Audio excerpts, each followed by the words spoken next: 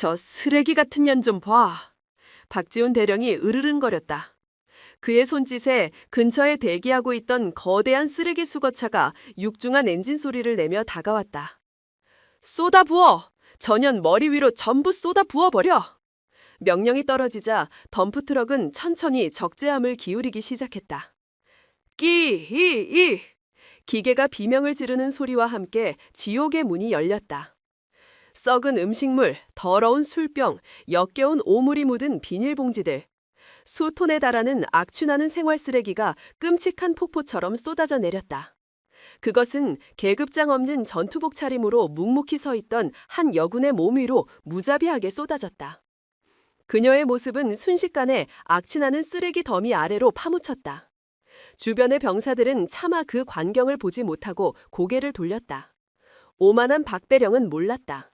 자신이 방금 쓰레기 더미 속에 파묻어버린 그 여인이 대한민국 국방부의 가장 날카로운 칼날이자 별 2개를 단 소장 한서연이라는 사실을, 그리고 그녀가 이곳에 온 유일한 목적이 바로 자기 자신 같은 인간 쓰레기들을 깨끗이 치워버리기 위함이라는 것도, 분노의 악취가 곧 그의 숨통을 끊어놓을 것이었다. 육군 제7군수 지원사령부 작전참모실. 이곳의 공기는 언제나 팽팽한 긴장감으로 가득 차 있었다. 먼지 한 톨 없이 정돈된 사무실, 칼날처럼 각이 잡힌 서류철들, 그리고 벽에 걸린 낡은 괴종시계의 째깍, 째깍 소리. 그 모든 것이 이곳의 주인이 어떤 사람인지를 말해주고 있었다. 그 중심에 박지훈 대령이 있었다. 올해 나이 52.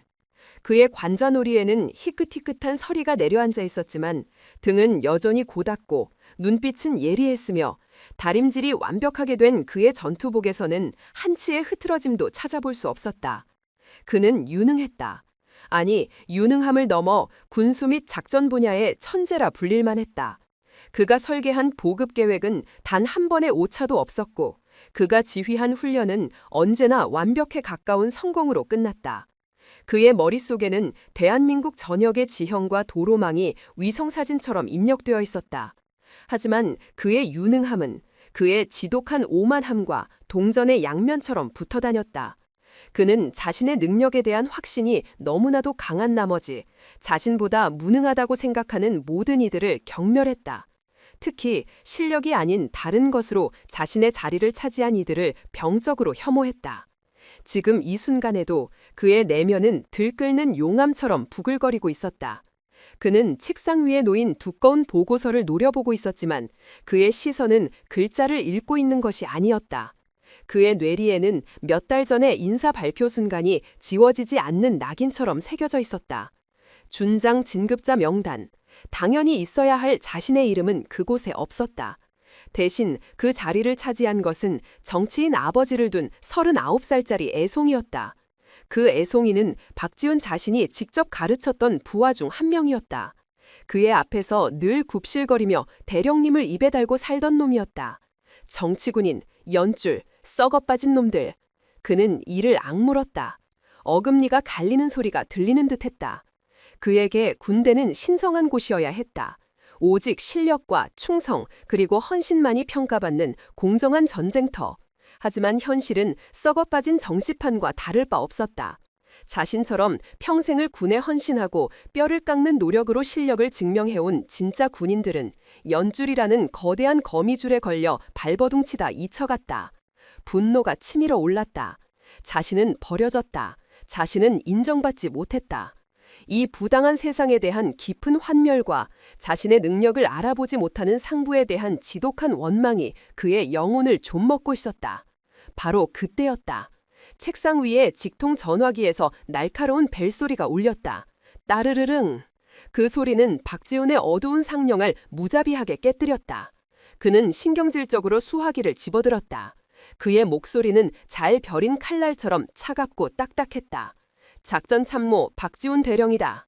수화기 너머로 부관의 긴장한 목소리가 들려왔다.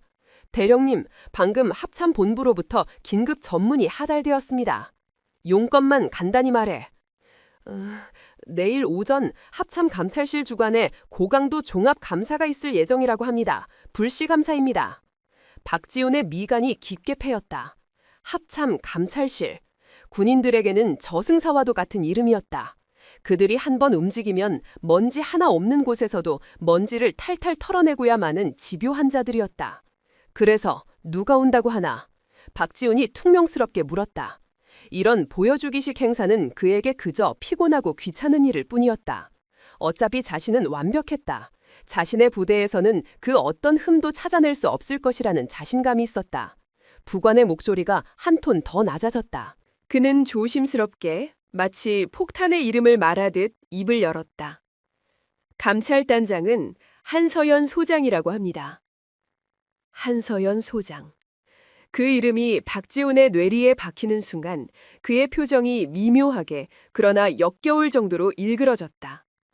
그는 그 이름을 알고 있었다. 최근 군 내에서 가장 뜨거운 화제의 중심에 있는 인물. 파격적인 인사로 별을 단 군 역사상 최연소 여군 장성이었다. 박지훈의 머릿속에 언젠가 국방일보 일면에서 보았던 그녀의 사진이 떠올랐다. 반듯하게 다려진 정복, 인형처럼 예쁘장한 얼굴, 그리고 어색하게 경례를 붙이고 있던 모습. 그는 그 사진을 보자마자 헛웃음을 터뜨렸던 기억이 났다. 그의 입에서 경멸이 가득 담긴 콧방귀 소리가 새어나왔다. 흥, 계집이라니, 그것도 별 2개짜리. 그의 뇌는 이미 모든 결론을 내린 상태였다. 저 여자는 진짜 군인이 아니다. 저 여자는 전장을 모르고 피냄새를 모르고 화약 냄새를 모른다. 그녀가 아는 것이라곤 높으신 분들 앞에서 예쁘게 웃는 법과 자신의 미모를 이용해 권력의 사다리를 오르는 법뿐일 것이다. 그녀는 장군이 아니라 군대라는 거친 무대에 잠시 올려진 장식품에 불과했다. 자신이 그토록 갈망했으나 얻지 못했던 그 별을 저 여자는 너무나도 쉽게 아마도 침대 위에서 얻었을지도 모른다고 그는 추악한 상상을 했다. 자신과 같은 진짜 군인들이 부당하게 진급해서 누락되는 동안 저런 꽃병 같은 것들이 별을 달고 거들먹거리는 현실, 그것이 그를 미치게 만들었다. 그의 내면에 잠자고 있던 여성에 대한 뿌리 깊은 편견과 자신의 실패에 대한 분노가 한데 뒤섞여 한서연이라는 존재를 향한 지독한 적개심으로 변모했다. 그는 수화기에 대고 비아냥거리듯 말했다. 그래? 아주 귀한 분이 납시였군. 장식품 구경 한번 잘 해보겠어. 부관은 그의 말뜻을 알아듣고 아무 대답도 하지 못했다. 박지훈은 전화를 끊고 의자에 깊숙이 몸을 기댔다. 그는 눈을 감았다. 역겨움과 모멸감이 온몸을 휘감았다. 그는 자신을 괴롭히는 이 모든 부당함의 원인이 마치 저 한서연이라는 여자에게 모두 응축되어 있는 것처럼 느껴졌다. 그는 그녀의 얼굴에 자신이 경멸하는 모든 것들을 투영했다. 연줄, 정치질, 실력 없는 자의 오만함. 그는 결심했다. 그냥 순순히 감사를 받아줄 생각이 없었다. 그는 그녀에게 보여주고 싶었다. 이곳은 너 같은 장식품이 와서 거들먹거릴 것이 아니라는 것을, 진짜 군대가 무엇인지, 진짜 군인이 무엇인지 그 차가운 현실을 그녀의 예쁘장한 얼굴에 똑똑히 각인시켜주고 싶었다. 그의 입가에 잔인하고 차가운 미소가 떠올랐다. 어디 한번 해보자고 한서연 소장, 네가 얼마나 대단한지 이 박지훈이 직접 확인해주지. 그의 오만함은 그를 파멸로 이끌 거대한 비극의 서막을 열고 있었다. 그는 아직 몰랐다. 자신이 지금 모욕하려는 그 꽃병이 사실은 강철로 만들어진 세상에서 가장 날카로운 칼날이라는 것을, 그리고 그 칼날이 자신의 썩어빠진 자존심을 가장 먼저 베어머리게 될 것이라는 사실도. 그의 사무실을 감싸던 정적은 이제 폭풍 전의 고요함이 되어 있었다. 다음 날 정오. 태양은 마치 하늘에 거대한 불덩이가 걸린 듯 대지를 무자비하게 내리쬐고 있었다. 아스팔트 위로 뜨거운 아지랑이가 피어올랐고 공기는 숨을 쉴 때마다 폐부를 데울 듯 뜨거웠다. 이런 날씨에 야외 활동을 하는 것은 그 자체로 고문이었다. 박지훈 대령은 자신의 낡은 지프차를 몰아 부대에서 가장 외지고 가장 더러운 곳으로 향하고 있었다. 부대 내 쓰레기 처리장. 그의 공식적인 순찰 경로에는 포함되어 있지 않은 곳이었다. 하지만 그는 지금 극도로 날카롭고 예민해져 있었다. 오후에 있을 합참 감사단과의 공식적인 첫 대면을 앞두고 그는 아주 작은 흠이라도 스스로 먼저 찾아내 없애버리고 싶었다. 특히 그 꽃병 같은 한서연 소장 앞에서 조금의 약점이라도 보이고 싶지 않았다. 쓰레기 처리장에 가까워질수록 역겨운 냄새가 차창의 틈을 비집고 들어왔다. 음식물 쓰레기가 썩어가는 시큼한 냄새, 온갖 잡동사니가 뒤섞여내는 불쾌한 악취가 코를 찔렀다. 박지우는 미간을 찌푸리며 차에서 내렸다. 그의 눈앞에는 거대한 쓰레기산들이 질비하게 늘어서 있었다. 온갖 종류의 폐기물들이 분류되지 않은 채 뒤섞여 마치 현대 문명이 뱉어낸 추악한 토사물처럼 보였다. 그는 못마땅한 표정으로 주변을 둘러보았다. 병사 몇몇이 땀을 뻘뻘 흘리며 쓰레기를 옮기고 있었지만 그들의 동작은 뜨거운 날씨 탓에 한없이 느리고 무기력해 보였다. 그는 혀를 차며 소리쳤다. 느려 터져가지고 해가 지기 전에는 끝낼 수 있겠나? 그의 고함에 병사들의 어깨가 움찔거렸다. 그는 그렇게 부하들을 닥달하며 쓰레기장 안쪽으로 걸어 들어갔다. 바로 그때였다. 그의 눈에 조금 떨어진 곳에서 홀로 서 있는 한 사람의 모습이 들어왔다. 계급장 없는 낡은 전투복 차림의 여군이었다. 그녀는 뜨거운 땡볕 아래 아랑곳하지 않고 서서 쓰라기산의 단면을 유심히 관찰하고 있었다. 그리고는 작은 수첩을 꺼내 무언가를 꼼꼼하게 기록하기 시작했다. 박지훈의 눈썹이 꿈틀거렸다. 그의 머릿속에서 경고등이 켜졌다. 저건 또 뭐야? 어느 부대 소속인데 농땡이를 피우고 있는 거지? 그의 눈에 그 여군의 행동은 게으른 병사가 작업을 피하기 위해 고상한 척 시간을 때우는 모습으로밖에 보이지 않았다. 안 그래도 한서연이라는 계집 때문에 신경이 날카로워져 있던 그의 분노에 작은 불씨가 던져졌다. 그는 성큼성큼 그 여군을 향해 걸어갔다. 그의 군화가 자갈과 쓰레기 조각들을 밟으며 자박자박 소리를 냈다. 그 소리에 여군이 고개를 들었다. 박지우는 그제야 그녀의 얼굴을 제대로 볼 수 있었다. 땀으로 젖은 머리카락, 먼지가 살짝 묻은 뺨, 화장기 하나 없는 맨얼굴이었지만 이상하게도 그 눈빛만은 총기로 가득 차 있었다. 그것은 마치 모든 것을 꿰뚫어 보는 듯한 맑고 깊은 눈이었다. 하지만 박지훈의 눈에는 그저 건방진 하급자의 모습으로 보일 뿐이었다. 그는 그녀의 바로 앞에 멈춰서서 위압적인 자세로 그녀를 내려다보았다. 그의 목소리는 한낮의 더위보다도 더 건조하고 차가웠다. 어이, 거기, 소속이 어디야? 지금 작업 시간에 여기서 뭘 하고 있는 거지? 그의 목소리에는 질문이 아닌 신문에 가까운 권위가 실려 있었다. 보통의 병사였다면 당화나벼 허둥지둥 변명을 늘어놓았을 것이다. 하지만 여군은 달랐다. 그녀는 놀라는 기색 없이 침착하게 그에게 경례를 붙였다. 군더더기 없는 완벽한 각도의 경례였다. 그녀의 목소리는 차분하고 명료했다. 통신보안과에서 파견 근무 중인 하사 한서연입니다.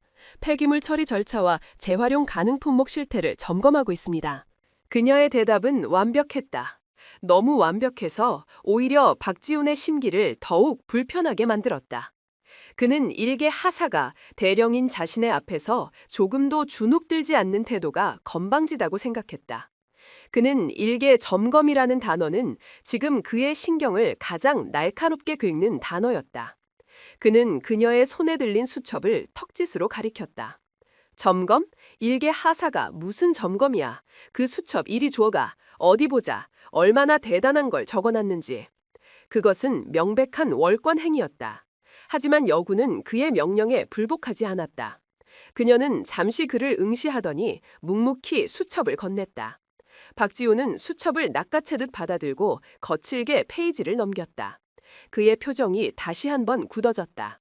수첩 안에는 그가 예상했던 낙서나 무의미한 기록 대신 전문가 수준의 분석이 깨알 같은 글씨로 적혀 있었다. 음식물 폐기물과 일반 생활 폐기물 혼합 배출, 규정 위반. 폐유 및 지정 폐기물 무단 방류 정황, 토양 오염 가능성 심각. 재활용 가능 플라스틱 및 금속류, 일반 소각 폐기물과 혼합 처리, 연간 수천만 원의 예산 낭비 초래. 각 항목 옆에는 개선 방안과 관련 규정까지 정확하게 명시되어 있었다.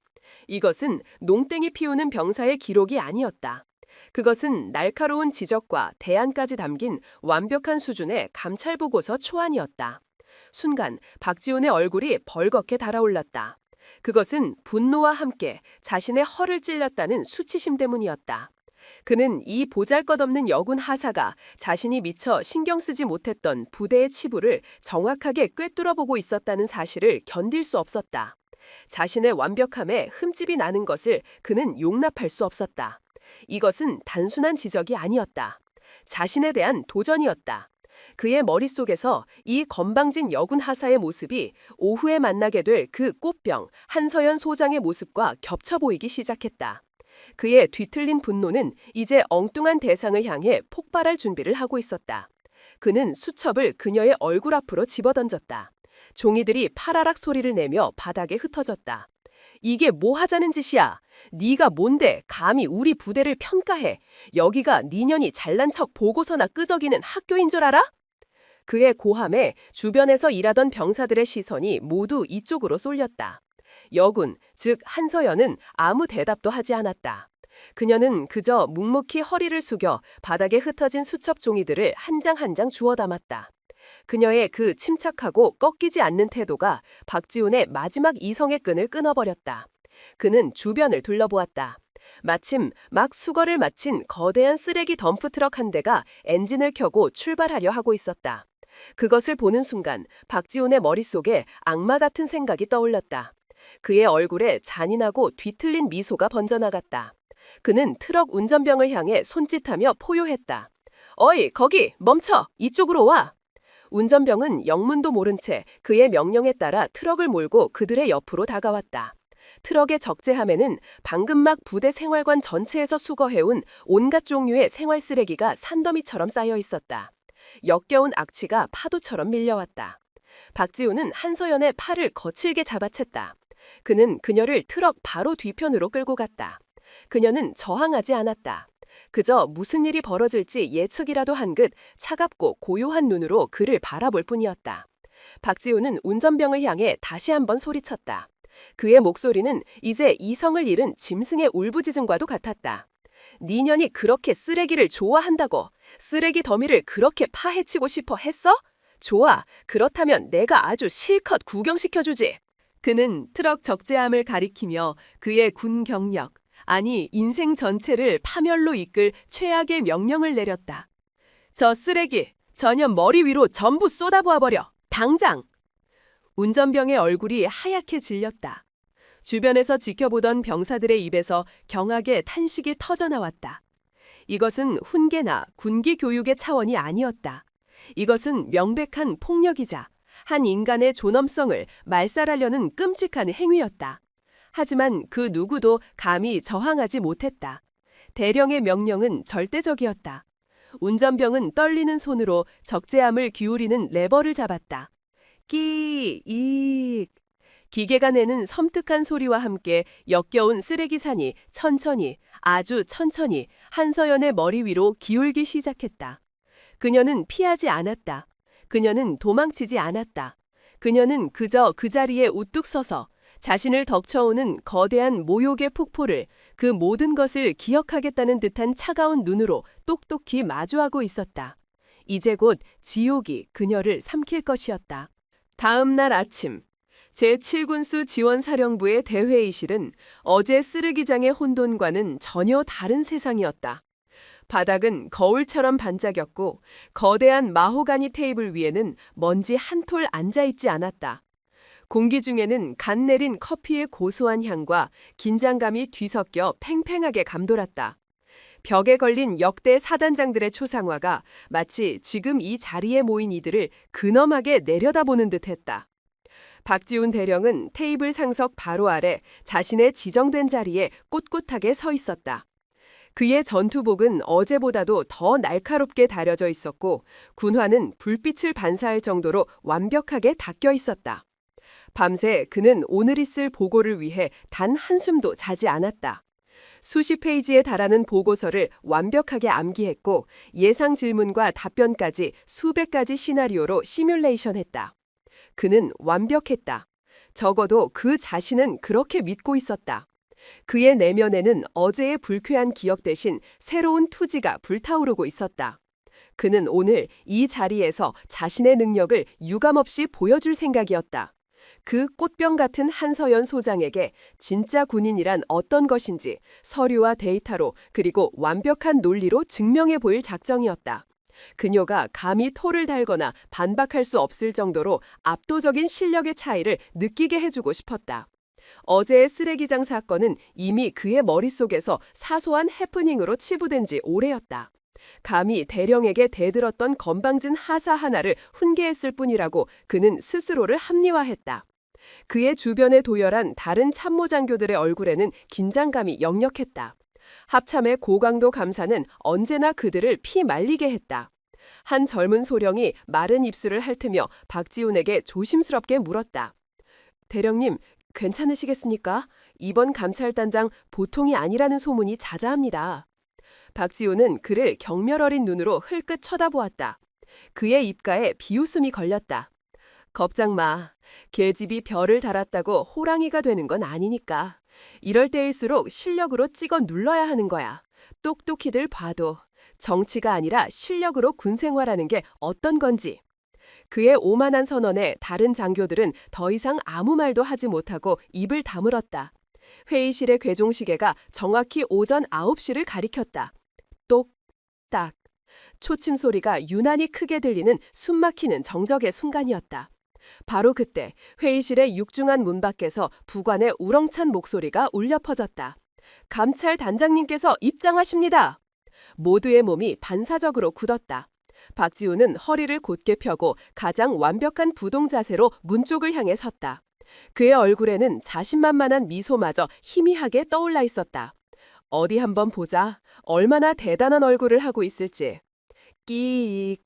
무거운 문이 안으로 천천히 열렸다. 가장 먼저 단정한 제복 차림에 합참 소속 부관 2명이 안으로 들어와 양옆으로 비켜섰다. 그리고 그들 사이로 마침내 감찰단장이 모습을 드러냈다. 박지훈의 눈이 가늘어졌다. 그는 들어서는 인물의 전체적인 모습을 먼저 훑었다. 한치의 오차도 없이 재단된 장성용 정복, 거울처럼 빛나는 단화, 흐트러짐 없는 걸음걸이에서 뿜어져 나오는 범접할 수 없는 위엄과 권위, 그리고 그녀의 어깨 위에서 회의실의 조명을 받아 영롱하게 빛나고 있는 2개의 은빛 별, 육군 소장, 분명했다. 그리고 마침내 박지훈의 시선이 그녀의 얼굴에 닿는 순간 그의 세상이 멈췄다. 시간이 얼어붙었다.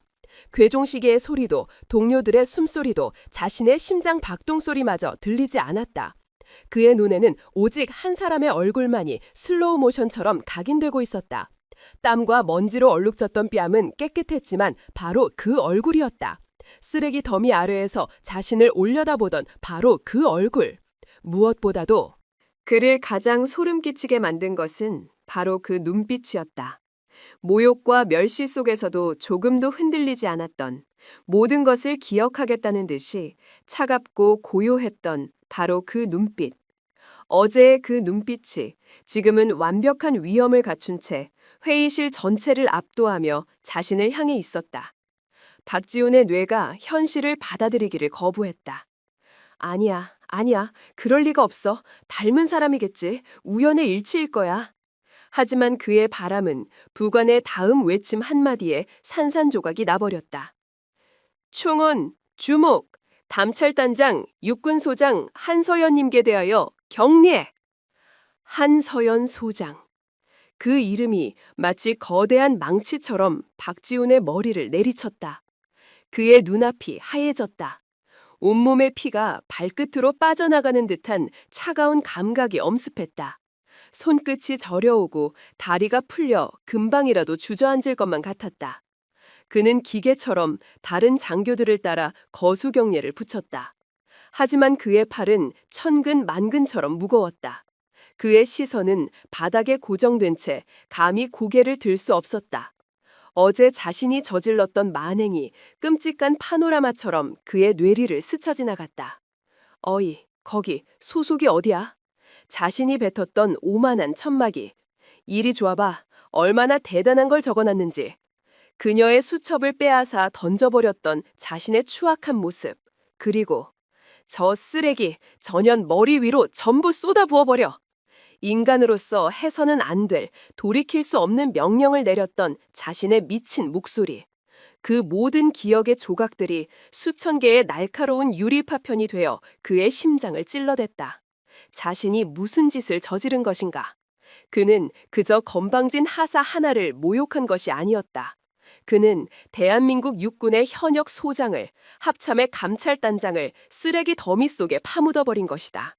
이것은 단순한 하극상을 넘어선 군의 근간을 뒤흔드는 반역 행위나 다름없었다. 군사재판, 불명예 전역, 징역, 그의 머릿속에 떠오를 수 있는 최악의 단어들이 그의 이상을 마비시켰다. 그의 완벽했던 세계가 그의 자존심과 오만함으로 쌓아 올렸던 견고한 성이 한순간에 와르르 무너져 내리고 있었다. 그가 그토록 경멸했던 꽃병이 사실은 자신을 단칼에 베어버릴 수 있는 가장 날카로운 검이었다는 사실을 그는 너무나도 늦게 깨달았다. 한서연 소장은 경례를 받고 천천히 회의실 안으로 걸어 들어왔다. 그녀의 군화가 대리석 바닥에 부딪히는 또각또각 소리가 박지훈에게는 마치 자신의 사형을 집행하는 사형수의 발걸음 소리처럼 들렸다. 그녀는 테이블의 가장 상석, 의장석에 섰다. 그리고는 낮지만 회의실 전체를 지배하는 목소리로 말했다. 모두 자리에 앉도록. 장교들은 일사불란하게 자리에 앉았다. 오직 박지훈만이 여전히 넋이 나간 사람처럼 서 있었다. 그는 지금 자리에 앉아야 할지, 서 있어야 할지, 아니면 당장 무릎이라도 꿇고 용서를 빌어야 할지 판단할 수 없었다. 한서연은 다른 장교들을 먼저 천천히 둘러보았다. 그녀의 시선이 닿는 곳마다 장교들은 저도 모르게 마른 침을 삼켰다. 그리고 마침내 그녀의 차가운 시선이 박지훈에게로 향했다. 그들의 눈이 허공에서 정면으로 마주쳤다. 그녀의 눈에는 분노나 증오 같은 감정이 담겨있지 않았다. 그것은 오히려 모든 감정이 거세된 듯한 차갑고 분석적인 눈빛이었다. 마치 곤충학자가 실험대 위의 벌레를 관찰하는 듯한 무감정한 시선. 그 시선은 그 어떤 분노에 찬 고함보다도 박지훈의 영혼을 얼어붙게 만들었다. 그는 그녀의 눈빛 속에서 자신의 비참한 미래를 보았다. 빠르고 화끈한 죽음이 아니었다. 그것은 아주 천천히 체계적으로 숨통을 조여오는 고통스럽고도 긴 죽음의 예고였다. 그녀는 잠시 그를 말없이 응시했다. 그 짧은 순간이 박지훈에게는 영원처럼 느껴졌다. 그리고 그녀는 마치 아무 일도 없었다는 듯이 사무적이고 차가운 목소리로 입을 열었다. 그 목소리는 박지훈 한 사람에게가 아닌 회의실 전체를 향한 것이었지만 그에게는 마치 자신에게 내리는 첫 번째 심판의 선고처럼 들렸다. 그럼 지금부터 제7군수 지원사령부 종합감사를 시작하도록 하겠다. 그녀는 서류를 넘기며 마지막으로 박지훈을 향해 말했다. 그 목소리에는 아주 희미한 얼음 같은 비웃음이 서려 있는 듯했다. 작전참모 박지훈 대령 보고 준비는 다 되었겠지? 박지훈은 대답할 수 없었다. 그의 입에서는 컥 하는 목이 졸리는 듯한 소리만이 새어나왔을 뿐이다. 그의 완벽했던 보고서는 이제 그에게 아무런 의미도 없는 휴지 조각이 되어버렸다. 심판은 이미 시작된 것이다. 그날 오후 사령부의 장교식당에서는 합참 감찰단을 위한 환영 오찬이 열렸다.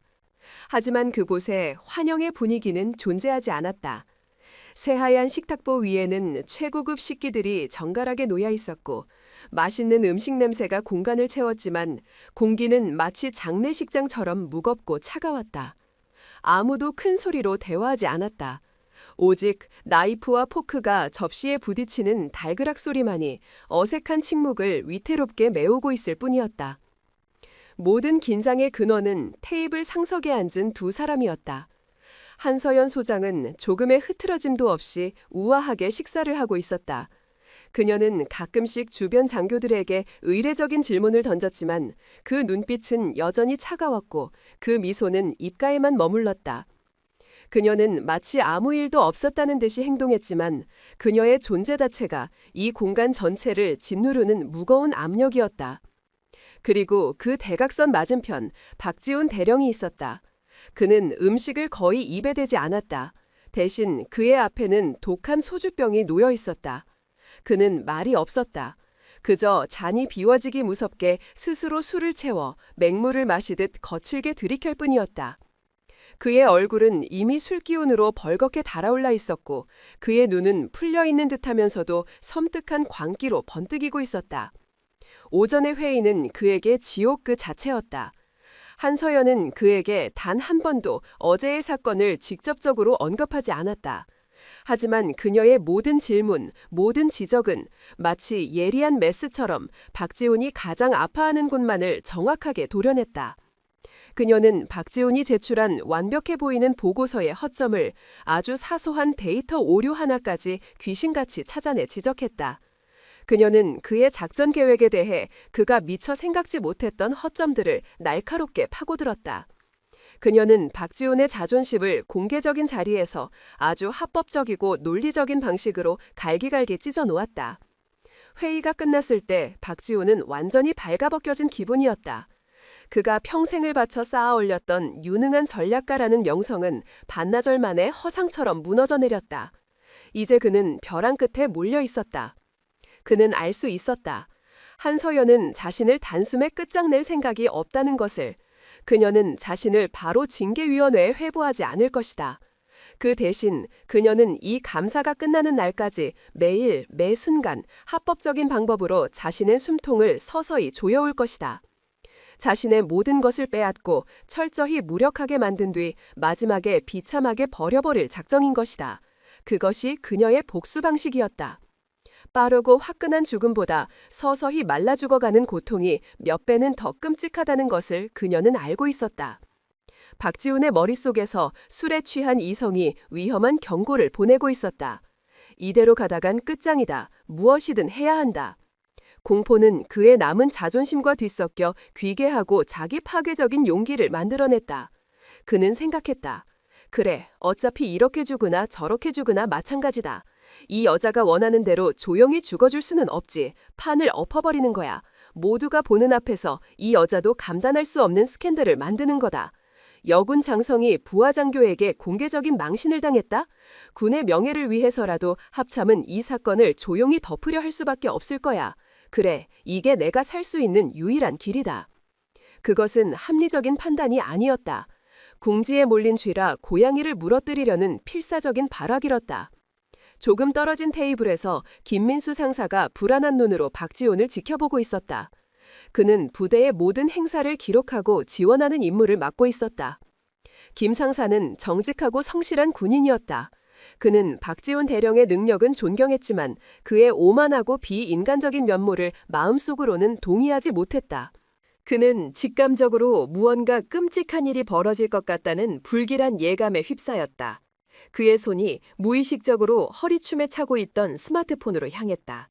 마침내 박지훈이 자리에서 벌떡 일어섰다. 쿵! 그의 의자가 뒤로 넘어지는 소리에 식당 안의 모든 소음이 거짓말처럼 멎었다. 모든 사람의 시선이 그에게로 향했다. 그는 비틀거리는 걸음으로 소주병 하나를 손에 든 채 한서연 소장이 앉아있는 상석을 향해 걸어가기 시작했다. 그의 군화가 바닥에 끌리는 소리가 식당의 정적을 위태롭게 갈랐다. 그는 한서연의 테이블 바로 옆에 섰다. 그는 몸을 숙여 그녀의 얼굴 바로 앞까지 자신의 얼굴을 들이밀었다. 그의 입에서 역한 술 냄새가 확 풍겨나왔다. 그가 이가 갈리는 소리와 함께 비아냥거리는 목소리로 말했다. 소장님, 오늘 감사 아주 인상 깊었습니다. 아주 꼼꼼하시더군요. 한서연은 조금도 동요하지 않았다. 그녀는 먹던 포크를 조용히 내려놓고 냅킨으로 입가를 닦았다. 그녀는 고개를 들어 술에 취해 번들거리는 박지훈의 눈을 똑바로 쳐다보았다. 그녀의 목소리는 얼음처럼 차가웠다. 고맙군, 박대령. 아직 파헤쳐야 할 것들이 아주 많이 남아있는 것 같던데. 파헤친다는 단어에 박지훈의 눈이 경련하듯 떨렸다.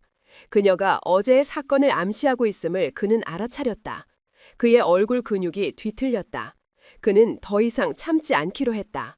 그렇습니까? 어제는 쓰레기 더미를 파헤치시더니 오늘은 서류 더미를 파헤치시는 모양입니다. 아주 부지런하십니다. 쓰레기 더미라는 말이 나오는 순간 식당 안의 공기가 얼어붙었다. 몇몇 고위 장교들은 무슨 일이 있었는지 대충 눈치채고 얼굴이 하얗게 질렸다. 그들은 박지훈이 지금 무슨 미친 짓을 하고 있는지 깨달았다. 하지만 누구도 감히 그를 막아서지 못했다. 한서연의 눈빛이 순간 칼날처럼 날카로워졌다. 하지만 그녀의 목소리는 여전히 침착했다. 나는 내 임무를 다하고 있을 뿐이다, 대령. 더러운 것이 보이면 치우는 것이 내 일이지. 그녀의 마지막 한마디가 박지훈의 마지막 남은 이성을 끊어버렸다. 더러운 것. 박지훈이 미친 사람처럼 웃기 시작했다. 그의 웃음소리는 소름 끼치게 식당 안에 울려 퍼졌다. 하하하하, 그렇군요. 더러운 걸 치우셔야지.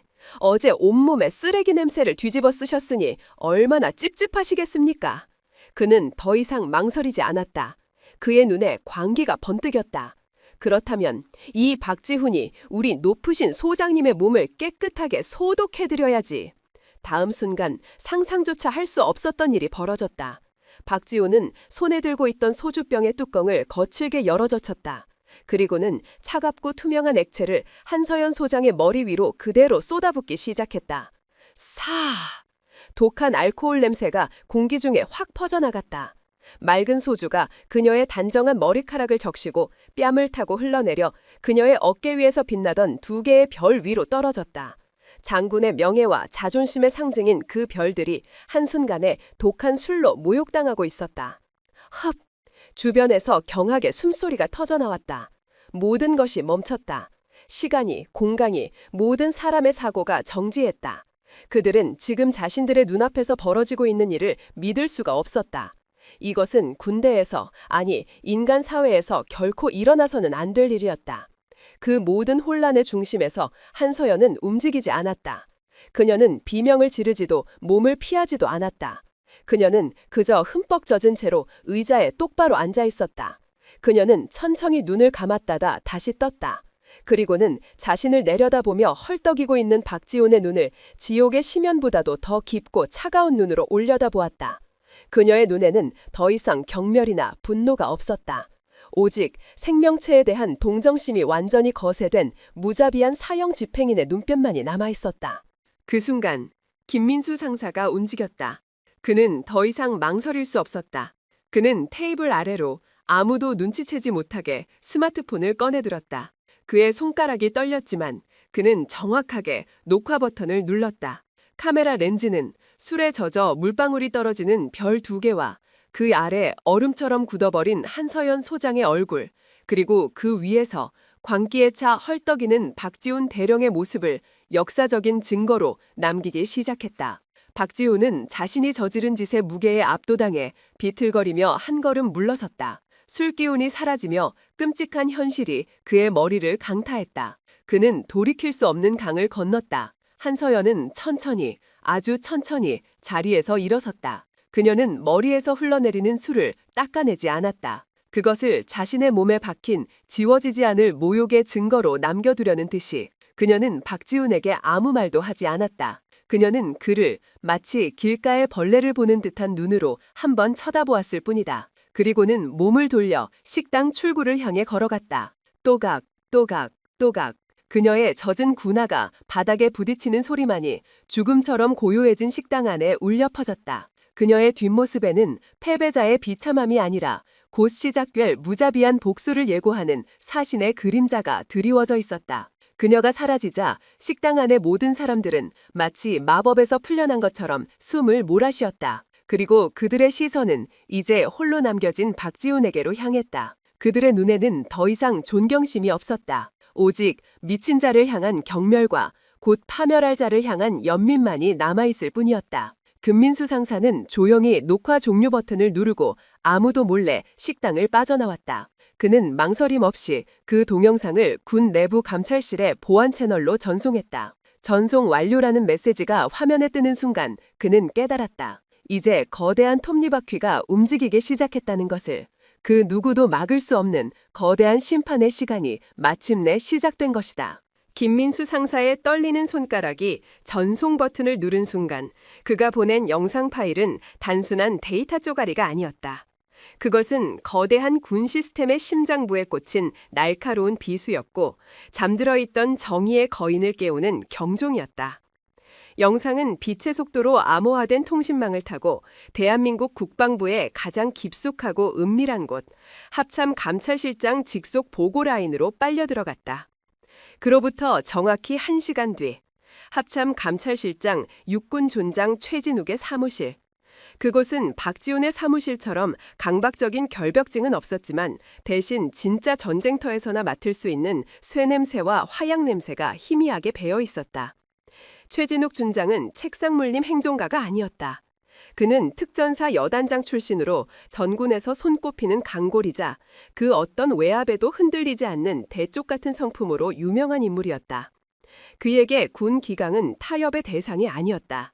그것은 목숨보다 중요한 군의 존재 이유 그 자체였다.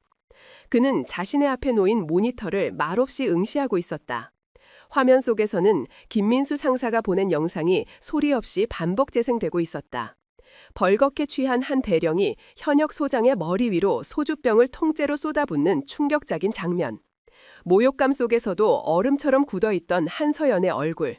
그리고 그녀의 어깨 위에서 술에 젖어 처참하게 빛나던 2개의 별. 탁. 최진욱은 거친 손으로 마우스를 내려놓았다.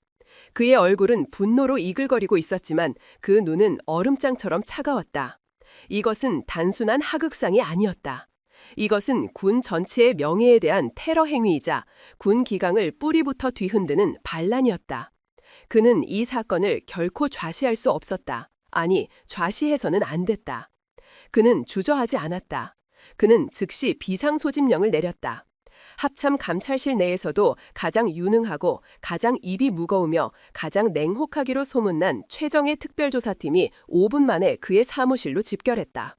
그는 조사팀장에게 짧고 단호하게 명령했다. 지금 즉시 전원 완전 무장하고 헬기에 탑승한다. 목적지는 제7군 수지원 사령부. 가서 작전참모 박지훈 대령을 지휘 해제하고 상관 모욕 및 폭행, 군 기관 문란 혐의로 현장에서 즉시 긴급 체포한다. 저항 시 실탄 사용을 불허한다. 하지만 제압 과정에서 발생하는 모든 불상사는 내가 책임진다. 그의 마지막 말은 사실상의 무력 사용 허가나 다름없었다. 조사팀원들의 얼굴에 비장한 긴장감이 흘렀다. 최진욱은 말을 이었다. 이것은 단순한 조사가 아니다. 전쟁이다. 썩어 빠진 환부를 도려내는 수술이다. 그 어떤 외압이나 청탁도 용납하지 않는다. 알겠나? 옙, 알겠습니다. 조사팀이 폭풍처럼 그의 사무실을 빠져나갔다. 최진욱은 자리에서 일어나 창밖으로 보이는 서울의 야경을 바라보았다. 그는 한서연 소장을 개인적으로 잘 알았다. 그녀가 특전사에서 전설적인 독사로 불리던 시절부터 지켜봐왔다. 그녀는 그가 아는 그 어떤 남자 군인보다도 강하고 명예를 소중히 여기는 진짜 군인이었다. 그런 그녀가 당한 모욕은 곧 자신과 자신이 평생을 바친 군 전체에 대한 모욕이었다. 그의 입에서 나직한 읊조림이 새어나왔다. 박지훈, 네 놈은 건드려서는 안 될 사람을 건드렸다. 한편 박지훈 대령은 자신의 관사에서 미친 사람처럼 술을 들이붓고 있었다. 그는 식당에서 벌어진 일이 어떻게 전개될지 두려워하면서도 한편으로는 자신의 도박이 성공하기를 신랏 같은 희망으로 기대하고 있었다. 그래, 한서연도 여자야. 공개적인 자리에서 그런 망신을 당했으니 수치심에 이 사건을 확대시키지 못할 거야. 어떻게든 조용히 덮으려 하겠지. 그러면 나에게도 협상의 여지가 생길 거야. 그것은 이성이 아닌 알코올에 절은 자기 합리화에 불과했다. 바로 그때였다. 밖에서 지축을 울리는 거대한 굉음이 들려오기 시작했다. 두두두두두두두두두두. 블랙호크 헬리콥터 여러 대가 내는 고막을 찢을 듯한 프로펠러 소리였다. 소리는 점점 더 가까워지더니 마침내 그의 관사 바로 앞 연병장에서 멈섰다. 박지훈은 비틀거리며 창가로 다가갔다. 그의 눈에 들어온 것은 칠흑 같은 어둠 속에서 서치라이트를 밝히며 착륙하는 검은색 특수임무 헬기들이었다. 그리고 헬기에서 내리는 것은 일반 병사들이 아니었다. 방탄 헬멧과 방탄조끼 그리고 자동 소총으로 중무장한 합참 소속의 헌병 특임대원들이었다. 그들은 마치 테러리스트를 진압하듯 일사불란하게 그의 관사를 향해 포위망을 좁혀오고 있었다. 박지훈의 눈에서 술기운이 거짓말처럼 사라졌다. 그의 온몸을 지배하던 자기 합리화와 신랄 같던 희망이 차가운 공포로 돌변했다. 이것은 조용히 덮으려는 자들의 움직임이 아니었다. 이것은 뿌리째 똠아버리려는 자들의 움직임이었다. 한서연은 그의 예상을 완전히 벗어났다. 그녀는 물러서지 않았다.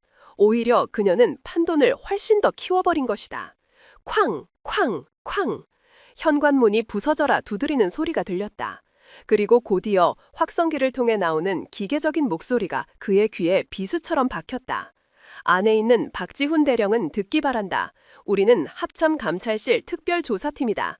지금 즉시 모든 저항을 포기하고 문을 열고 나와라. 반복한다. 지금 즉시 나와라. 불응시 강제 진입하겠다. 박지훈은 뒷걸음쳤다. 그의 등 뒤로 식은땀이 흘렀다. 그는 도망칠 곳이 없었다. 그는 완전히 포위되었다. 그는 잠시 망설이다 떨리는 손으로 전화기를 집어들었다. 그가 기댈 수 있는 마지막 동아줄, 그의 뒷배이자 육사 선배이기도 한 국회의원 권태진이었다. 전화는 곧바로 연결되었다. 박지훈은 다급하게 외쳤다. 의원님, 접니다. 박지훈입니다. 큰일 났습니다. 합참놈들이 지금 제 집을 포위했습니다. 수화기 넘어 권태진 의원의 목소리는 평소의 여유로운 대신 차갑고 귀찮다는 듯한 기색이 역력했다. 박 대령, 자네 지금 무슨 사고를 친 건가? 내 귀에도 벌써 들어왔네. 현역 소장 머리 위에 술을 부었다고? 자네 미쳤나? 그게 오해입니다. 그년이 먼저 저를... 닥쳐!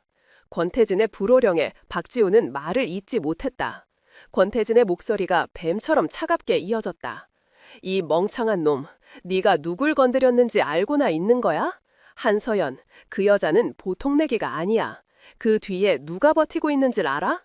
청와대 민정수석이 그녀의 외삼촌이고 현 합참의장이 그녀의 멘토야.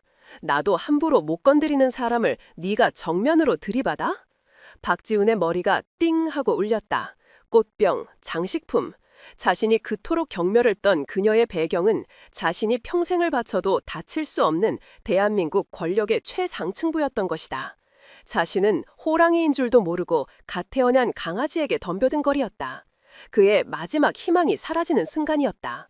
권태진의 목소리가 그의 귓가에 사형 선고처럼 울려 퍼졌다. 일단 몸을 낮춰. 순순히 조사를 받아. 내가 어떻게든 힘은 써보겠지만 이번 건은 나도 장담 못하겠군. 일단 절대 내 이름은 입 밖에 내지 마. 알았나? 뚜뚜뚜. 전화가 일방적으로 끊겼다. 버려진 것이다. 박지루는 전화기를 든 채 그 자리에 망연자실하게 서 있었다. 자신이 그토록 믿었던 연줄은 위기의 순간이 되자 자신을 가장 먼저 잘라내는 칼날이 되어 돌아왔다. 쾅! 마침내 그의 관사 현관문이 거대한 파성추에 의해 박살났다. 중무장한 조사팀원들이 눈 깜짝할 사이에 집 안으로 쏟아져 들어왔다. 그들은 박지훈을 발견하자마자 그에게 총구를 겨누었다. 붉은색 레이저 포인터 여러 개가 그의 가슴과 이마를 겨냥했다.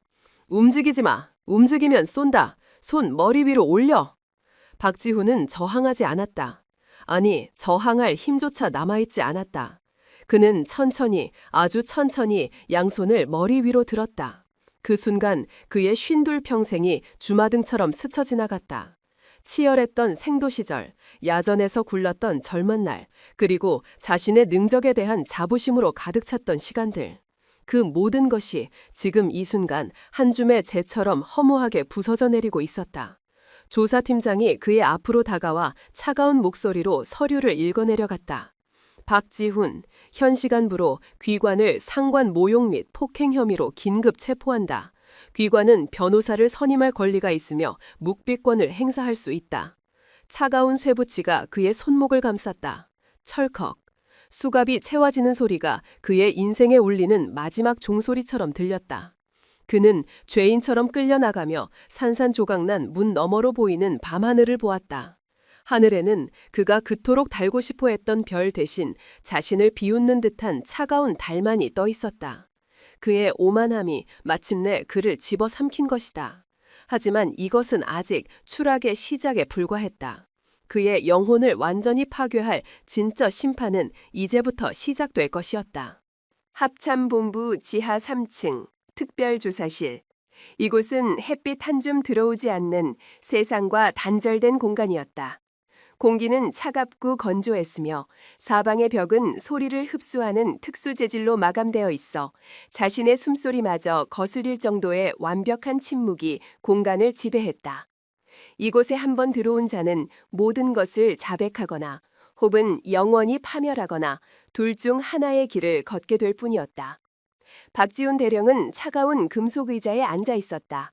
손목의 수갑은 풀려 있었지만 이 방 자체가 거대한 감옥이었다. 그는 이미 이틀 밤낮으로 조사를 받았다. 잠도 거의 자지 못했고 제공되는 식사도 제대로 넘기지 못했다. 그의 얼굴은 창백하게 질려 있었고 눈은 퀭했으며 완벽하게 다려져 있던 그의 군복은 이제 구겨지고 볼품없어 보였다. 하지만 그의 내면에는 아직 꺼지지 않은 불씨가 남아 있었다. 그것은 그의 마지막 남은 오만함이자 현실을 부정하려는 필사적인 저항이었다. 그는 조사관들의 모든 질문에 기계적으로 혹은 교묘하게 답변을 회피하며 버티고 있었다. 그는 여전히 믿고 있었다. 권태진 의원이 이대로 자신을 버리지는 않을 것이라고. 어떻게든 압력을 넣어 이 상황을 단순한 술김에 벌어진 해프닝 수준으로 축소시켜 줄 것이라고. 그는 한서연이 가진 배경이 두려웠지만 동시에 그 배경 때문이라도 군 전체의 명예를 위해 이 사건을 조용히 덮을 수밖에 없을 것이라는 계산을 하고 있었다. 잠시 쉬도록 하지. 조사를 진행하던 젊은 소령이 지쳤다는 듯 말했다. 그는 박지훈을 쏘아보며 덧붙였다. 하지만 명심하십시오, 대령님. 대령님의 침묵이 대령님을 구해주지는 못할 겁니다. 조사관들이 방을 나갔다. 철컹하는 소리와 함께 육중한 철문이 밖에서 잠겼다. 방 안에는 박지훈과 그의 맞은편에 앉아 감시 임무를 수행하는 과묵한 부사관 한 명만이 남았다. 시계가 없었지만 아마 새벽 시간이 다 되었을 것이다. 피로가 파도처럼 몰려왔다. 박지훈은 마른 입술을 핥으며 테이블 위를 무심코 쳐다보았다. 조사관들이 서류 몇 개를 미처 챙기지 않고 나가 있었다. 그중 그의 눈길을 사로잡는 것이 있었다. 두꺼운 노란색 서류 봉투, 그리고 그 위에 찍힌 선명한 붉은색 스탬프, 대외비, 군사 2급 비밀, 그리고 그의 심장을 먹게 만든 이름, 소장 한서연, 특별 공적조서. 그의 심장이 쿰하고 내려앉았다. 한서연의 공적조서. 그녀가 어떻게 별 2개를 달게 되었는지를 기록한 공식적인 문서였다. 그 순간 박지훈의 내면에 숨어있던 지독한 호기심과 꺼지지 않은 경멸감이 고개를 들었다. 그는 여전히 마음 깊은 곳에서는 그녀를 인정하지 않고 있었다. 그는 자신의 눈으로 직접 확인하고 싶었다. 그녀의 경력이 얼마나 허술하고 얼마나 정치적인 연줄로 채워져 있는지를. 그것을 확인한다면 지금 자신이 겪고 있는 이 모든 억울함에 대한 명분이 생길 것 같았다. 그래, 저 여자는 실력도 없으면서 운 좋게 별을 단 것뿐이야. 내가 잘못한 것은 맞지만 근본적인 원인은 이 썩어빠진 시스템에 있어. 그렇게 스스로를 위로하고 싶었다. 그는 맞은편의 부사관을 흘끗 쳐다보았다. 그는 미동도 없이 벽을 보고 서 있었다. 박지훈은 잠시 망설였다. 비밀 문서를 무단으로 열람하는 것은 중죄에 해당했다. 하지만 그는 이미 벼랑 끝에 서 있었다. 더 이상 잃을 것도 없다고 생각했다. 그의 손이 마치 뱀처럼 소리 없이 테이블 위를 기어가 서류 봉투를 향해 뻗어갔다. 부사관은 미동도 없었다. 그의 손끝에 바스락거리는 봉투의 감촉이 느껴졌다. 그는 떨리는 손으로 봉투를 열었다. 그리고 안에서 두꺼운 서류 뭉치를 꺼냈다. 첫 장을 넘기는 순간 그는 자신의 눈을 의심했다. 그가 예상했던 화려한 학력이나 유력 정치인들의 추천서 같은 것은 없었다. 대신 그의 눈에 가장 먼저 들어온 것은 흑백으로 인쇄된 한 장의 사진이었다. 위장 크림을 잔뜩 바른 채 자동 소총을 들고 어둠 속에서 형형하게 빛나는 눈빛을 한 젊은 시절의 한서연. 사진의 배경은 익숙한 대한민국의 훈련장이 아니었다. 그것은 황량한 사막 혹은 정글처럼 보였다. 사진 아래에는 짧은 설명이 붙어 있었다. 이라크 파병 제5자위 특임대 부팀장 한서연 대위, 대테러 작전 수행 중. 박지훈의 숨이 멎었다. 이라크 파병. 그것도 가장 위험하다는 특임대. 그는 자신이 평생을 책상 앞에서 서류와 씨름하는 동안 이 여자는 진짜 전쟁터의 한복판에서 목숨을 걸고 있었다는 말인가? 그는 믿을 수 없다는 듯 다음 장을 넘겼다. 페이지를 넘길수록 그의 손이 점점 더 심하게 떨려왔다. 그것은 공적조서가 아니었다. 그것은 한편의 전쟁 영화 시나리오보다도 더 치열하고 더 잔혹하며 더 영웅적인 한 군인의 살아있는 역사였다. 소말리아 해역, 청해부대 최연소 작전팀장, 해적에게 피랍된 인질 구출 성공, 인질 15명 전원 무사 구출, 작전 중 총상, 아프가니스탄 동위부대, 탈레반의 기지 폭탄 테러 현장, 무너진 건물 속에서 대한민국 의료진 3명 구조, 가스 누출로 인한 2차 폭발 위험 속에서 맨손으로 잔해를 파헤침, 레바논 동명부대, 헤즈볼라와의 교전 중 고립된 아군 부대를 구하기 위해 단독으로 적진에 침투, 유탄 파편에 의한 중상에도 불구하고 적 지휘관 사살 및 아군 퇴록 확보, 서류에 적힌 글자 하나하나가 마치 살아있는 총알처럼 그의 머릿속에 박혔다. 그가 꽃병이라 비웃었던 그 여인은 그가 평생 동안 영화나 뉴스에서나 보았던 전쟁터의 한복판을 누비고 있었다. 그가 안전한 후방에서 작전 계획을 짜는 동안 그녀는 그 계획의 가장 위험한 최전선에서 직접 피를 흘리며 싸우고 있었다. 그가 연줄이 없음을 한탄하며 술을 마시는 동안 그녀는 동료의 죽음을 목격하며 눈물을 삼키고 있었다. 그는 마지막 장을 거의 다 넘겨갈 때쯤 눈에 익은 훈장 사진 하나를 발견했다. 대한민국 군인에게 주어지는 최고 무공훈장, 태극 무공훈장. 그 아래에는 수여 사유가 적혀 있었다. 상기 인원은 해외 비밀작전 수행 중 적에게 생포되어 모진 고문을 당하면서도 아군의 정보와 작전 계획을 끝까지 발설하지 않아 국가 안보에 지대한 공을 세웠으므로. 박지훈의 눈앞이 흐려졌다. 그는 더 이상 서류의 글자들을 읽을 수 없었다. 서류 위로 뜨거운 액체가 툭툭 떨어져 번지기 시작했다. 눈물이었다.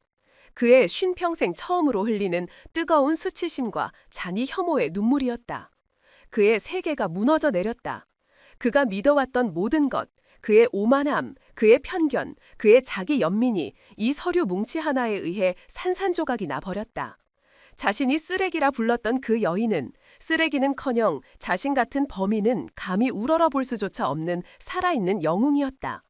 자신이 감히 그녀의 실력을 의심하고 그녀의 명예를 모욕했던 것이다. 자신이 평생을 바쳐 지키고 싶었다던 군인의 명예를 자기 스스로가 가장 추악한 방식으로 더럽혔던 것이다. 그는 깨달았다. 쓰레기는 그녀가 아니었다. 바로 자기 자신이었다.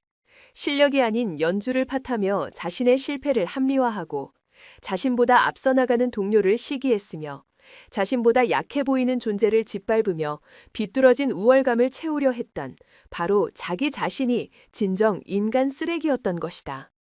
어제의 모든 기억이 다시 떠올랐다.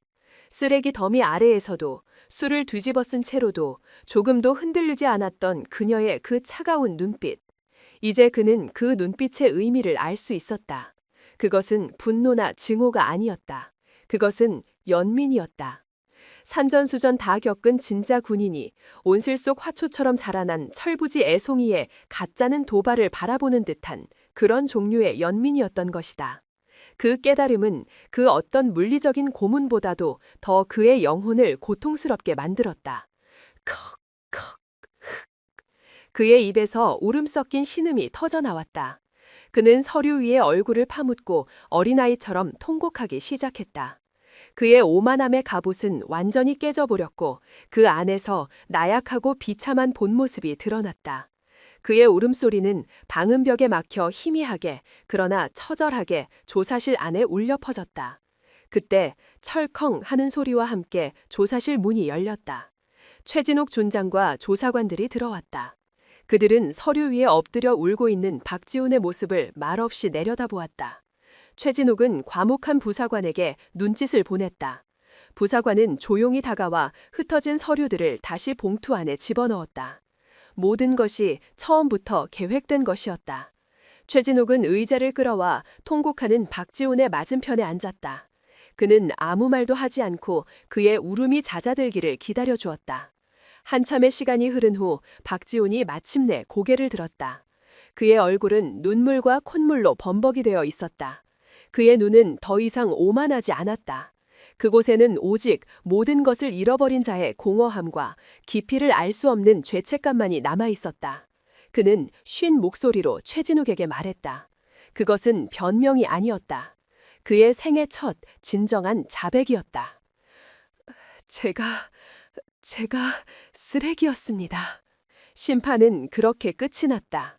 외부의 법이 아닌 그 자신의 내면에서 가장 잔혹한 방식으로 이제 그에게 남은 것은 이 죄를 어떻게 갚을 것인가 하는 문제뿐이었다. 파멸의 끝에서 아주 희미한 구원의 서막이 열리고 있었다. 제가 쓰레기였습니다. 박지훈의 그 한마디는 조사실의 무거운 침묵 속으로 스펀지처럼 빨려 들어갔다. 그것은 더 이상 저항이나 부정이 아니었다. 그것은 자신의 오만함과 편견으로 쌓아 올렸던 성이 완전히 무너져 내린 폐허 위에서 한 인간이 내뱉을 수 있는 가장 정직하고도 비참한 자기 고백이었다. 그의 영혼을 단단하게 감싸고 있던 모든 껍질이 벗겨져 나간 순간이었다. 최진욱 준상은 아무 말 없이 그를 바라보았다. 그의 눈에는 승리자의 만족감이나 죄의를 향한 경멸이 없었다. 대신 그는 한 명의 길 잃은 군인을 바라보는 선배의 복잡하고 무거운 눈빛을 하고 있었다. 그는 박지훈이 유능한 장교라는 것을 알고 있었다. 그의 재능이 그의 뒤틀린 자격지심과 오만함에 의해 어떻게 괴물로 변해버렸는지도 어렴풋이 짐작할 수 있었다. 최진욱은 낮은 목소리로 처음으로 그에게 인간적인 질문을 던졌다. 왜 그랬나, 박대령. 자네답지 않게. 그 질문에 박지훈의 무너진 감정의 둑이 다시 한번 터져나왔다. 그는 더 이상 대령이 아니었다. 그는 길을 잃고 상처 입은 한 명의 중년 남자로서 자신의 내면에 쌓아두었던 모든 독을 토해내기 시작했다. 저는 인정받고 싶었습니다. 그의 목소리는 갈라져 있었다. 그는 자신의 두 손으로 얼굴을 감쌌다. 저는 평생을 바쳤습니다. 가족도 청춘도 모든 것을 군에 바쳤습니다. 제가 가진 모든 재능을 짜내서 완벽해지려 했습니다. 하지만 세상은 저를 알아주지 않았습니다. 저보다 무능한 놈들이, 저보다 실력 없는 놈들이 연줄 하나로 제 앞을 가로막고 별을 다는 것을 봐야 했습니다. 저는 그 부당함을 견딜 수가 없었습니다. 그의 어깨가 들썩였다. 그것은 변명이 아니었다. 자신의 실패를 남 탓으로 돌리며 살아왔던 한 남자의 뒤늦은 자기 성찰이었다. 한서연 소장님을 처음 봤을 때 저는 그녀에게서 제가 증오하는 모든 것을 보았습니다. 제가 가지지 못한 배경, 제가 받지 못한 기회. 저는 그녀가 저를 조롱하고 제 자리를 빼앗기 위해 나타난 존재라고 생각했습니다. 제 안에 열등감이, 질투심이 저를 괴물로 만들었습니다. 저는 그녀를 모욕한 것이 아니라 제 자신의 비참함을 향해 침을 뱉었던 것입니다. 그는 고개를 들었다. 그의 눈은 텅 비어 있었다. 저는 군인이 될 자격이 없습니다.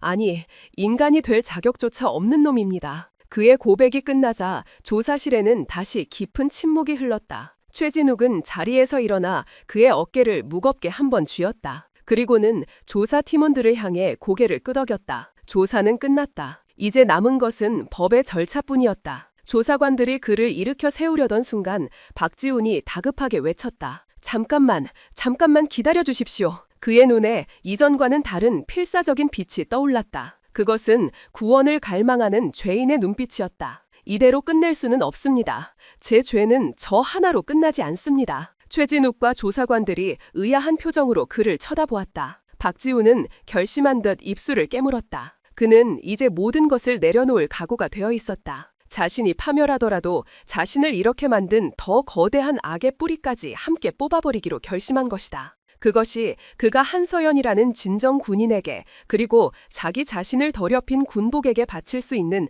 유일한 속죄의 방식이라고 생각했다. 준장님, 이 모든 부패의 시작은 제가 아닙니다. 저는 그저 이용당한 장기말에 불과했습니다. 그의 입에서 마침내 그 이름이 나왔다. 이 모든 것의 배후에는 권태진 국회의원이 있습니다. 권태진 의원. 그 이름이 나오는 순간 조사실의 공기가 다시 한번 얼어붙었다. 권태진, 국회 국방위원회의 핵심 멤버이자 차기 국방부 장관으로까지 거론되는 거물급 정치인이었다. 군 내부에서도 그의 영향력은 막강했다. 그는 군의 예산을 주무르며 수많은 고위 장성들의 인사에도 깊숙이 개입하고 있는 것으로 알려져 있었다. 그는 누구도 감히 건드릴 수 없는 성역이었다. 최진욱의 눈이 칼날처럼 날카로워졌다. 계속해봐. 박지훈은 더 이상 망설이지 않았다. 이것은 그의 마지막 도박이자 마지막 참회였다. 권태진 의원은 지난 몇 년간 군수품 납품 계약과 부대 이전 사업 등에 개입하며 막대한 뇌물을 챙겨왔습니다. 그는 자신의 육사 인맥을 이용해 군 내부의 고위 장교들을 매수하고 그들을 자신의 손발처럼 부렸습니다. 저 역시 그중 한 명이었습니다. 그는 제 진급을 약속하며 저에게 부정한 계약 서류에 서명하도록 강요했습니다. 저는 그 유혹을 이기지 못했습니다. 그는 괴로운 듯 머리를 쥐어뜯었다. 제가 저질렀던 모든 부정행위의 최종 책임자는 바로 그 사람입니다. 저 말고도 수많은 장교들이 그의 거미줄에 얽혀 있습니다. 이 군대는 뿌리부터 썩어가고 있었습니다. 조사관 중 한 명이 회의적인 목소리로 물었다. 그걸 증명할 증거가 있습니까, 대령님? 단순한 진술만으로는 그 거물을 무너뜨릴 수 없습니다. 박지훈의 입가에 자조적인 미소가 떠올랐다. 증거, 물론 있습니다. 제가 왜 여태껏 그의 개노릇을 했겠습니까?